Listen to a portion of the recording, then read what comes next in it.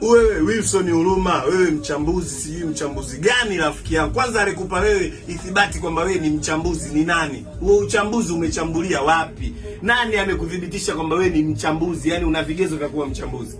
Hivi kitu ambacho unakiongea sasa hivi au kitu unachojaribu kukisambaza mitandaoni au kuaminisha watu wa mpira, jamii ya mpira, wadau, wewe unadhani ni kitu sahihi sana kwa Yanga Afrika?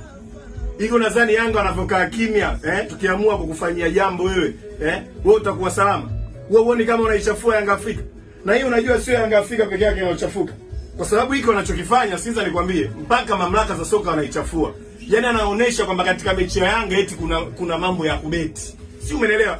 Timu ile ilipigwa 6, imepigwa 5 na Azam, imepigwa sijui 4 sijui na nani Singida.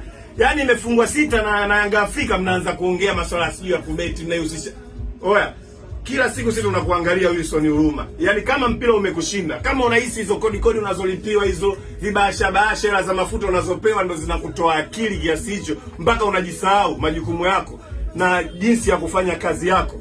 Bwana, sisi tutadili na wewe sasa perpendicular. Mimi nakwambia kabisa, sababu unachofanya unatuchafua Yanga Afrika. Yaani unaichafua Yanga.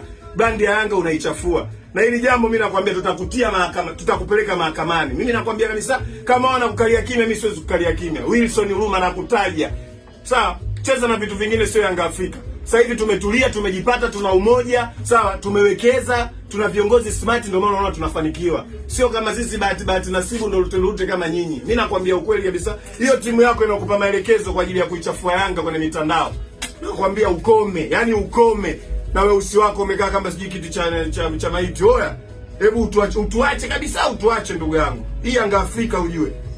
Inafika wakati unatia hasira bwana. Wewe kila siku Yanga Afrika iko nafanya jambo lake, wewe unaongea negative tu, unaongea negative. Sasa hivi unaongea mpaka vitu ambavyo havipo. Hebu ashumu jambo kama hilo la upangaji wa matokeo, linachukuliwaje? Watu wanalipokeaje? Unataka kuaminisha nini umma? Unataka kuaminisha nini jamii?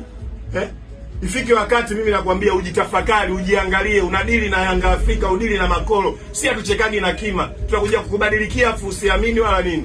Kwanza hapo FM hapo inabidi tuongee na tajiri yako akutimue. Kama vipi ukaajiliwa huko wanakutuma wanakupa maelekezo. Yao wewe.